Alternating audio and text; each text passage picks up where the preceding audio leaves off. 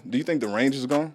I think what kind of happens these days is there's so many artists that you find your niche audience that likes one type of thing, and you just go at that hard because that's what's gonna keep you paid. And this is somebody who's never rapped or recorded a song, but to me, I think the smartest thing to do for the gangster rap genre is to get in, hit your lick, and get out like 50. Yeah, facts. I think that's the only way to do it because I think it's like you were saying, it's like a positive feedback loop. Like, okay, the self-destructive behavior is getting me money. Let me crash out even more type thing. And eventually you're gonna end up in one of a few places, and none of them are really good for you. I will say though, with 50 Cent, like that, the gangster rap did get him in the door, obviously.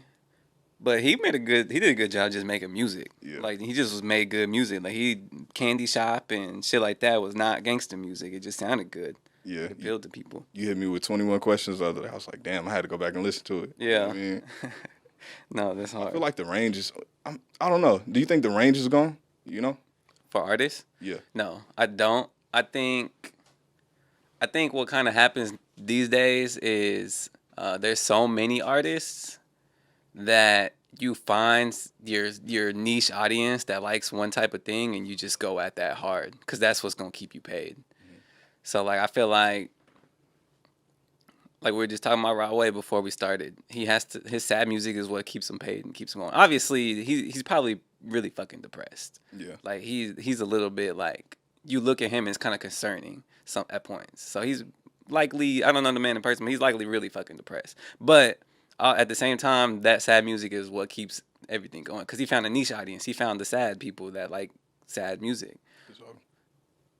I'm sure he has some fans that just like his singing, but for the most part. So when if he dropped a fucking album on trap beats going hard, he probably has some listeners, but it's not going to be the same.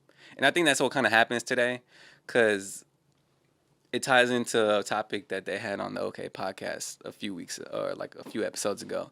They're talking about how there's no like superstars anymore. Like we do have a Drake, but like, you know, like a Taylor Swift, they're probably up there, but like for the most part, we're like a tier under.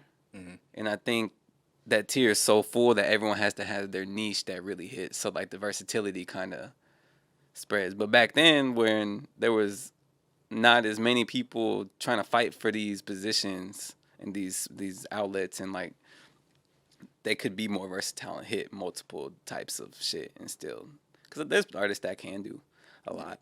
For sure.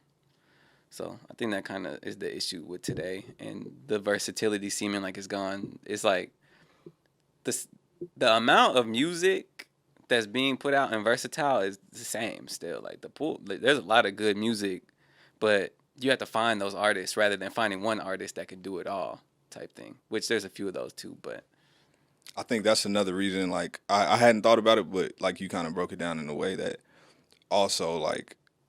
Now I think Drake has more of a responsibility because he is one of those people that can do everything. Mm-hmm. Like he can drop something and get everybody to listen.